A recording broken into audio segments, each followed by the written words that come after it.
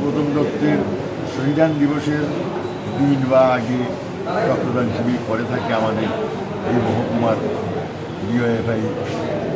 এবারও আজ 14ই সেপ্টেম্বর এই রক্তদান শিবির তৈরি করেছে।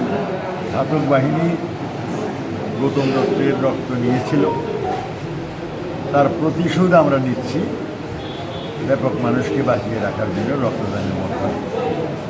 গৌতম দত্ত তৎকালীন সময়ে ডিওএফআইয়ের রাজ্য সহ সম্পাদক ছিলেন এবং এলাকার বিধায়ক ছিলেন, বিধানসভার সর্বকনিষ্ঠ বিধায়ক ছিলেন। জনগণের সঙ্গে তার যে নিবিড় যোগাযোগ ছিল তাকে বিচ্ছিন্ন করার জন্য ঘাতক বাহিনী তাকে খুন করেছিল। তাদের সেই ইচ্ছা পূরণ হয়নি।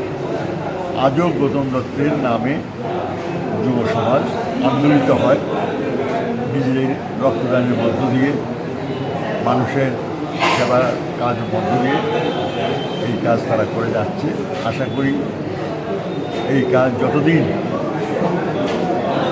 যুব সমাজ ডিওএফআইয়ের পতাকা ধরে থাকবে, প্রতি বছর এই রক্তদান এই অফিসে বা হাসপাতালে গিয়ে হলেও রক্তদান হবে।